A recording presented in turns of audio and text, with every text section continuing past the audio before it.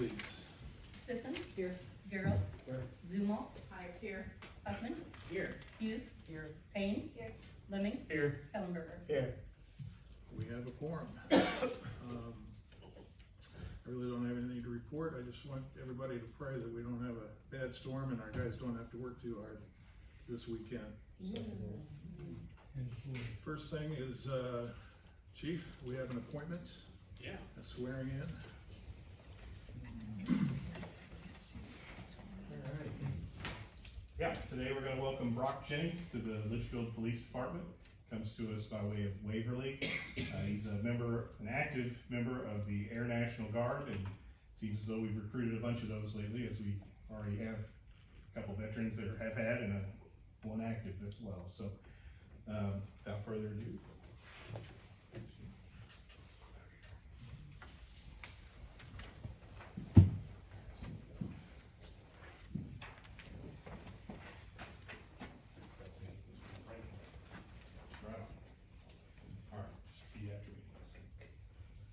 On my honor, I will never betray my badge, my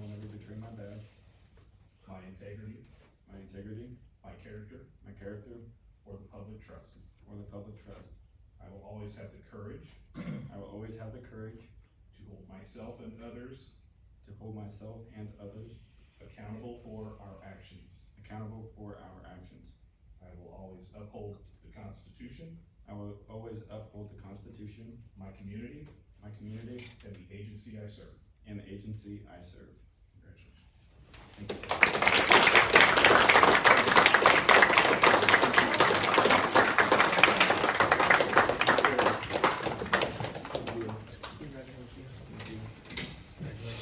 Thank you. Thank you.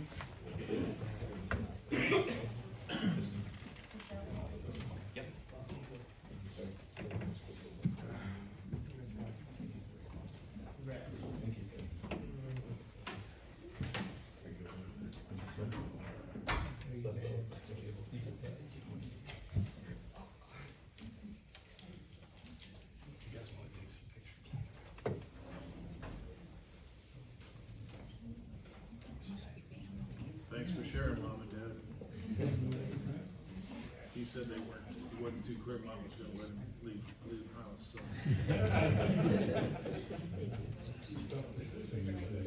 He must have got Mom's approval. No. We'll see.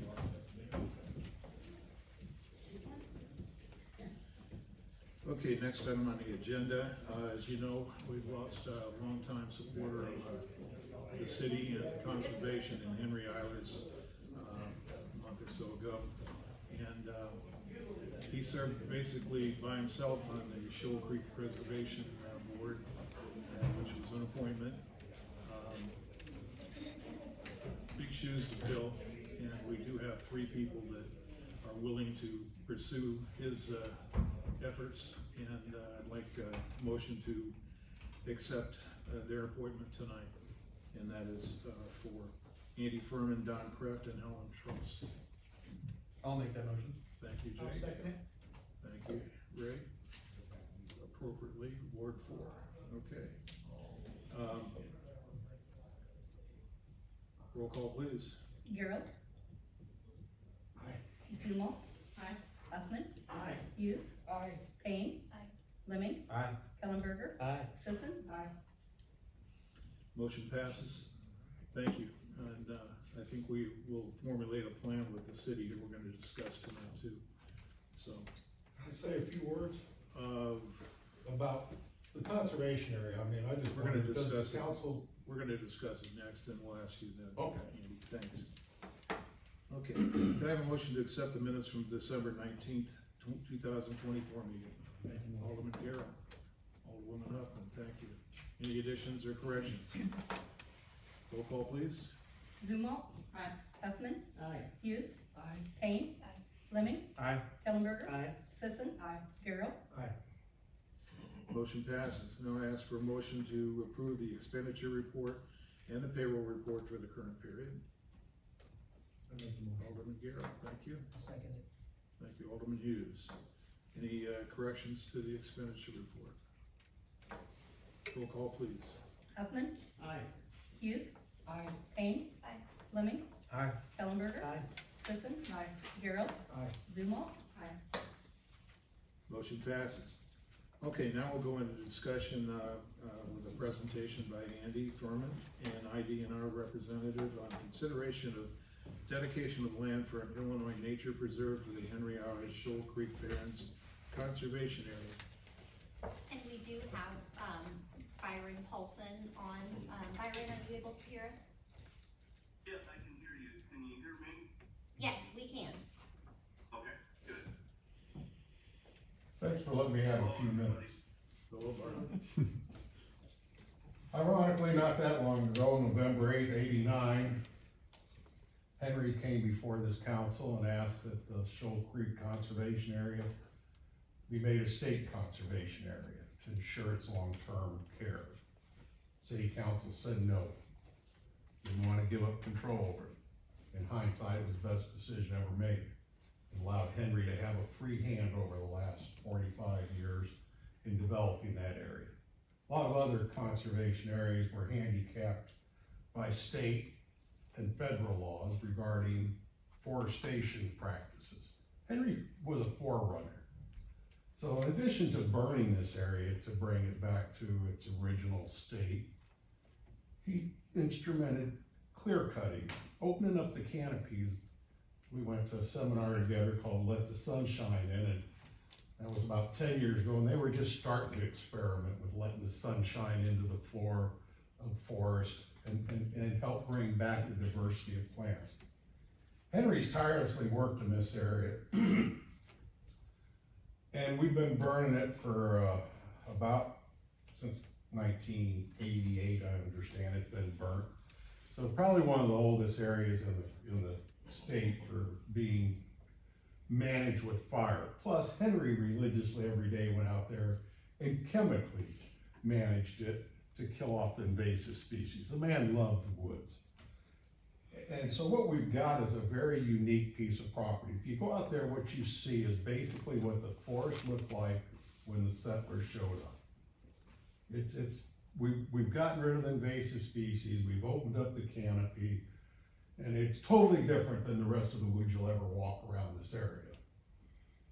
The problem is maintaining it going forward. Well, you thankfully, gave us some interim relief with Helen and Don Kreft and I'm not getting any younger. Putting on a 40-pound backpack blower and spending 8 hours going up and down grades that sometimes you have to crawl on your hands and knees to open up the fire grates and then go back and carry your drip torches. It is a challenge, but I always admit, when you put that fire torch in people's hands, their face, they just get grinning ear to ear. Whether it was Henry, in his last year out there, or when I get some volunteer firemen and let them light the fire. And after putting them out all the time, they really seem to enjoy that. But I kind of see we're at an inflection point. We could do nothing as a city, and eventually the area will return to what it was 40 years ago. A lot of manpower. I'm gonna guess somewhere around 10,000 hours of volunteer work, plus Henry spending, I can't imagine how many hours a year the men spend out there.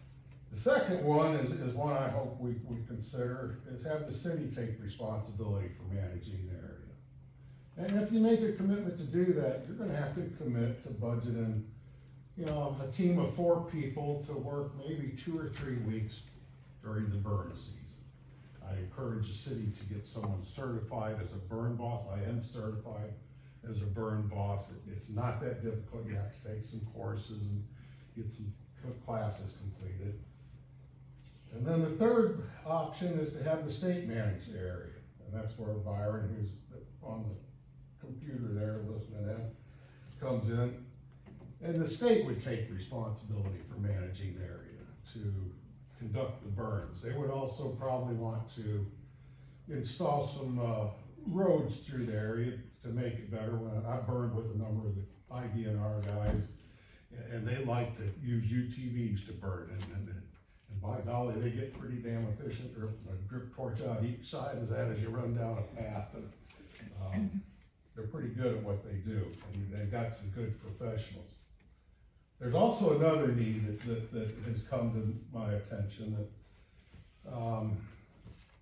on December 31st, Mark Phipps, who was with IDNR, and he's taking care of doing all the paperwork for conducting prescribed burns, both from a burn plan permit that has to be filed with IDNR, plus the EPA paperwork you have to do a burn.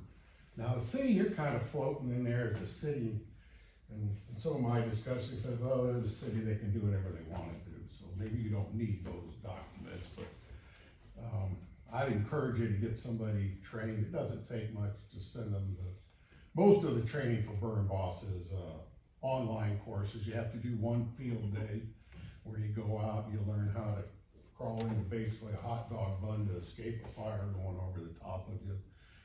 And my day of training, I spent more time helping the trainers train these kids that didn't even know how to drive a four-wheel drive pickup truck and start a gasoline engine. Stuff in the rural areas we take for granted, but this was northern Illinois.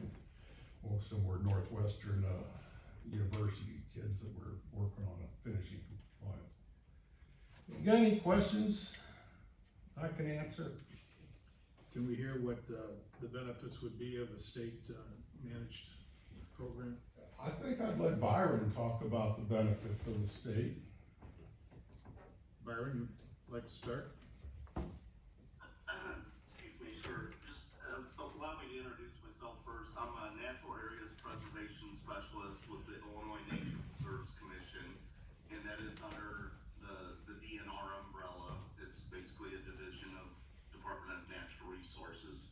I also answer to the 9-board commission appointed by the governor. And I'll explain my programs as far as our assistance with the nature preserve system. We have 3 different levels of protection programs that we offer. If the area qualifies, which in this case, I'm sure it would, I don't have any doubts there from speaking with Mark Phipps. It's on the Illinois Natural Areas Inventory, so those areas are areas that we would like to see enrolled in one of these programs. So first of all, I assume that you're talking about assistance and not giving up ownership, is that correct? Yes. Correct. Okay, I just want to be clear on that, because there's 2 different paths or whatever, as far as whether, if you're looking to turn the property over to the state versus, enrolling in a program. And so the 3 programs that I have available, the first one is the nature preserve category, the nature preserve system. And what it does is it protects that land in perpetuity. Once it's enrolled in the program, first of all, let me back up. So I have to present a proposal to the 9-board commission, and then the commission votes on it whether or not to accept it as a nature preserve. For the most part, as long as the area qualifies, it's pretty much a formality. But it is a process that takes a while. We have to address that and go before the commission. And the commission only meets 3 times a year in January, May, and September. So the nature preserve system, what it does is it protects that land in perpetuity. It's tied to the deed. It cannot be undone. And it keeps that land as it is in a natural state. It can't be developed. It can't be cleared. It can, however, be managed as Henry did. I didn't have the opportunity to work with Henry, but I had met him and I was well aware of all the good work he did. And I will say, I hope I can still carry a drip torch when I'm 90 years old. So my hat's off to him. He did a lot of great work and was a great guy. So it's inspiring that you're considering, potentially this option and, potentially, in his honor or whatever. So I appreciate that. Excuse me. So as far as once it's enrolled, and I don't know how this works with the city, one of the benefits to private landowners, once it's approved as a nature preserve, and I assume this probably doesn't affect the city that much, because I'm assuming they maybe tax exempt, but it lowers the taxes to $1 per acre, which obviously is attractive to individual private landowners. So I just thought I'd mention that because, like I said, I'm not familiar with, how the taxing body works with the city. We are tax exempt. Yeah, I figured you were. Thank you for clarifying. So once it's enrolled in that program, we will help if the landowner requests, we will develop a management plan for the area. The other option is the landowner can come up with the management plan and then we can review and approve it. But we're willing to help develop a management plan as far as how to manage that area and how to keep it up. The other thing, and I just kind of want to be upfront about this, I cover 18 counties and have lots of sites. So as far as me on the ground, on a day-to-day basis or, on a regular basis, as far as doing hands-on management, it's not something I can do, all the time. I try to get around to my sites as much as I can, but I just want to be upfront about that I cover 18 counties and have, well over 50 sites in those counties. Actually it was closer to 70 or whatever. So anyway, but with that said, once you're enrolled in the program, there are opportunities to get grant money. You as the owner, as a group, can apply for a grant. I can also apply for grant money occasionally and get money to help assist with the management as far as, for example, hiring contractors to work on the exotic species control, like cutting and treating like Henry did, and things like that. So that is one of the benefits, to the landowner. The nature preserve system comes with the most restrictions. It is the most protected land in the state of Illinois. And as far as, if there's encroachment or somebody does something wrong, there's some, can be some significant penalties, if you have troubles with neighbors encroaching or whatever. It is the most protected land in the state of Illinois. So it offers protection a little bit that way as well. It also comes with the most restrictions. You can't hunt on it, you can't log it for profit, for timber. You can cut trees and girdle trees for management to keep the open canopy, like Andy mentioned. So it's not totally hands off as far as management, but you can't harvest trees for profit, for example. You also, everything in the nature preserve is protected, and that includes rocks, mushrooms, everything. There's no mushroom hunting allowed, for example. So that is the nature preserve program. Like I say, it comes with the highest level of protection. It can't even be taken by eminent domain.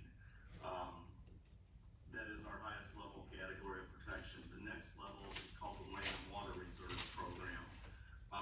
It comes with similar protections, however, it does not protect from eminent domain. So someday if whatever national security pipeline or something had to come through there, it would not prevent it, whereas the nature preserve system, would or whatever. So that's one of the main differences. The other difference is you can do things like hunting, mushroom collecting, things like that. It's what we call reserve rights. The landowner spells out, the programs that they want to, see allowed on that area, and there is more flexibility as far as hunting programs, and you can even harvest timber under a guided management plan, that sort of thing. So it allows more unrestricted uses. Well, I shouldn't say unrestricted because it all has to be laid out in the management plan, and in the instrument of registration or whatever. So that, and I should mention the one thing too that is allowed under the nature preserve hunting. There's no hunting for recreation. However, we do allow hunting for animal control, and so far the only thing can deplete and be hard on, you know, the resources that you're trying to protect if you're overpopulated. And then the other, in the land and water reserve, I should mention too, that comes with a perpetual easement. There again, it's recorded with the deed, and it remains with the property forever. So that is our second level of protection, very close to the nature reserve system. The third level of our program is called the Natural Heritage Landmark Program. And it is essentially a handshake agreement between the two parties, between the Nature Preserves Commission and the landowner. And basically what it says is that we recognize that you have a special piece of property there. It's on the Illinois Natural Areas Inventory. It's high quality and it's something worth protecting forever. And what the landowner agrees to is that they agree to keep it and manage it, you know, for that purpose. And we do try to help out on those as much as we can, but I'll be honest, with our short staff situation, the nature preserves and the land and water reserves obviously get more of our attention, and they are easier to get funding for grants and that sort of thing. It's hard to get any significant money under the Natural Heritage Landmark Program. With the Natural Heritage Landmark Program, it is not tied to the deed, and it can be canceled by either party with a 60-day written notice. So for example, with that one, if you decide that we no longer want to do this, you can notify us and you're out in 60 days. Or vice versa, if you come in and cut all the trees down and destroy the habitat there, we can say, you know, thanks, but we're done here, you know, that sort of thing. So that's kind of an overview of the three programs that we have. And if you have any questions, I'd be happy to try to answer those. Hopefully that kind of explains the three programs that I have to offer. Okay, thank you. Any questions from the council? Byron, you mentioned your staffing issues. How's funding been in general for your department? Has it been getting cut? Has it been stable? The funding has been fairly stable over the last, you know, several years. We have a couple programs that we tap into. One is called the Natural Areas Acquisition Fund, and that is where I can get money occasionally to help landowners. Here again, it's not something I can promise every year because there again, I have, you know, close to 70 sites, so I try to spread things around with that money. And I ask for it basically, you know, through a written application justifying why I want it for that site. And then there is a committee that, you know, says yay or nay for that year on that funding or whatever. But that is, I want to point out, that is a source. And then as a group, as the landowner, you can apply for a similar grant, you know, to obtain funding, you know, to hire a contractor to do exotic species control or whatever. But yeah, so, but when I mentioned short staff, you know, I'm thinking in terms of like Mark retiring and I myself, you know, cover 18 counties. Right now, our field staff for the Illinois Nature Preserve is fully staffed at 10. And I guess, you know, I should point that out. We are fully staffed at 10. However, we keep adding more sites every year. So I'm just being upfront honest or whatever about, you know, the time I can commit to any individual site or whatever within my 18 county area. Okay, thank you. Andy, did you have something else? Yeah, I just wanted to point out a couple of things that really makes this area unique is the reason Henry wanted to work on this area where it's an area that represents the northern range of southern species of plants and the southern range of the northern species of plants. It may be the only place in the world where you can stand in a meadow and see 8 different varieties of oak. There's also several endangered species that through the use of fire have been brought back to life in there. One of them's buffalo clover. Until we had a good hot fire one year, buffalo clover hadn't been seen around this area in 60, 70 years. There's some other very unique plants, a lot of lady slip slipper orchids that grow in there. There's so many that, you know, I could go on and on. Henry has cataloged, I think, over 700 forbs and trees, 70 species of mating birds, believe it or not, 70 species of lichens and moss. There's also 10 species of snake. Insects. Lots of insects, but, and a lot of the universities come down and visit this site on a regular basis, and it has brought a lot of ecotourism. Although it doesn't get a lot of splashy publicity, we brought a lot of people here. Henry brought a lot of people here.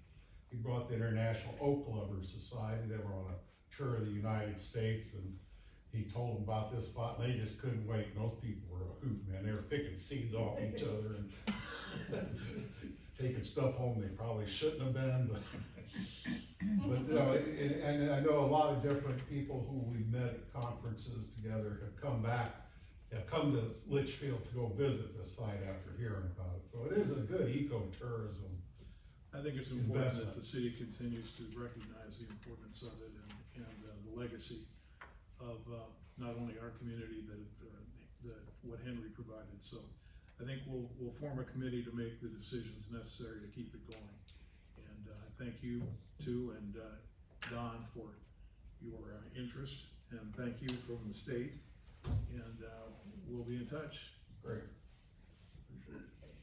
Thank you for having me, and one thing if I may add, Andy mentioned burning, and here again, I'm gonna kind of give an overview of that. I gladly help landowners burn areas like that as much as I can.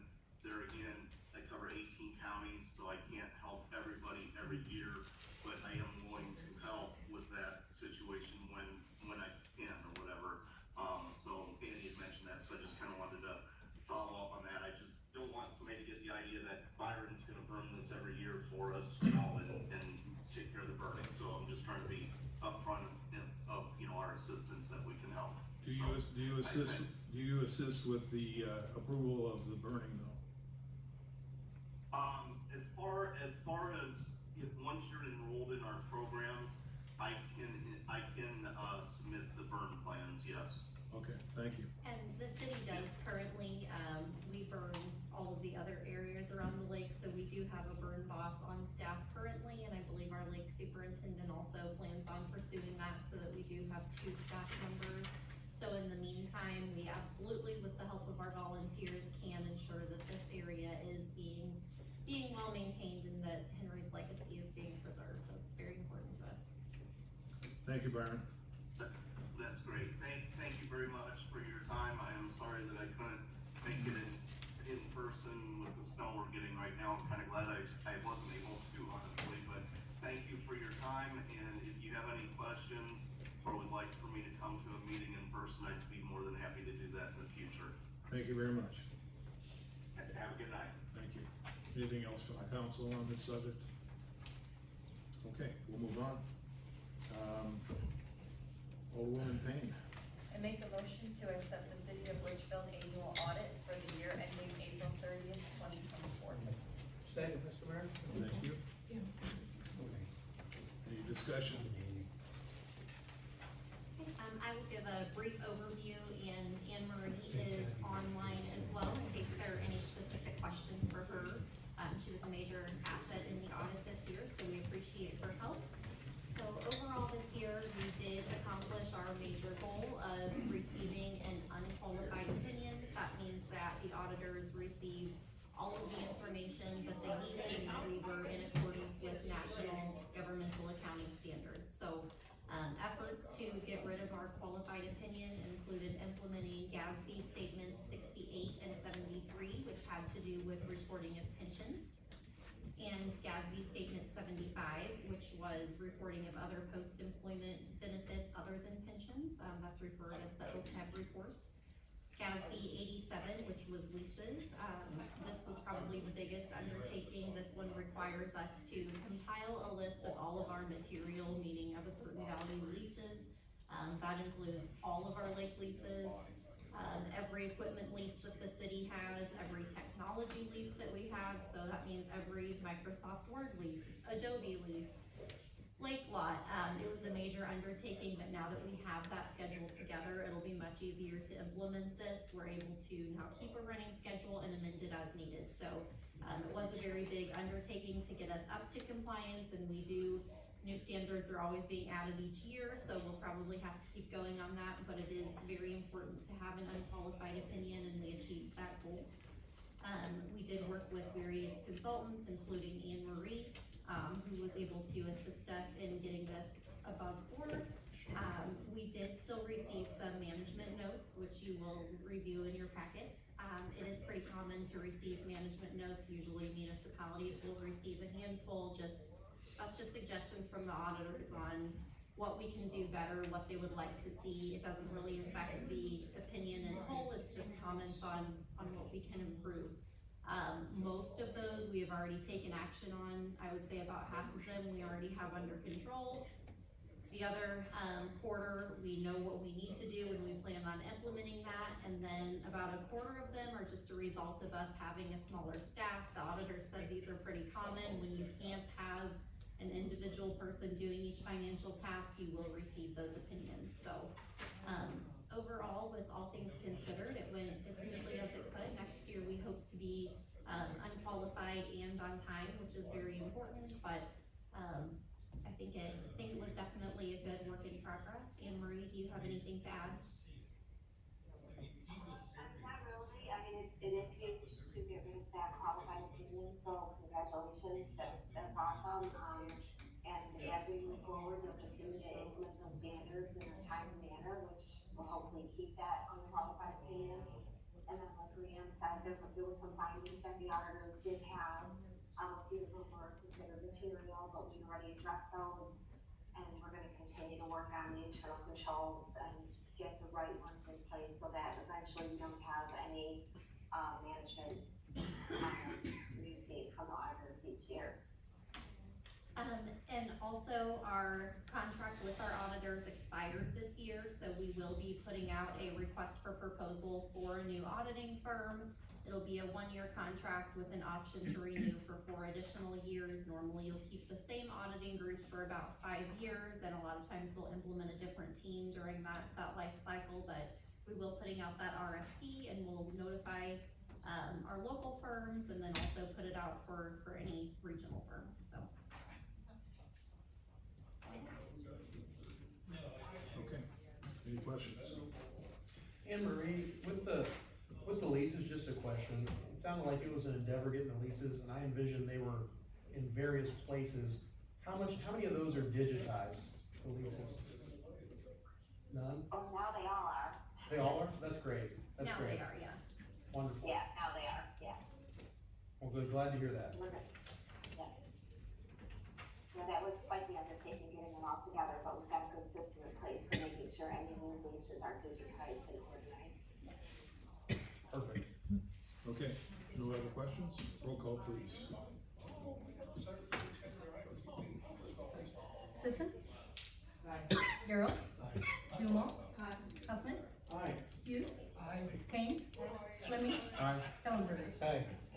Motion approved. Now I'll ask for a motion to enter into an executive session as allowed under the Illinois Open Meetings Act. It's found in Chapter 5 of the Illinois Compiled Statute, Section 120, to address these certain restricted items, and will be discussion of the minutes lawfully closed under this act. Can I get that motion, please? Alderwoman Zumwalt, Alderman Garrow, thank you. Roll call, please. Harold. Zumwalt. Huffman. Hughes. Kane. Fleming. Aye. Ellenberger. Sisson.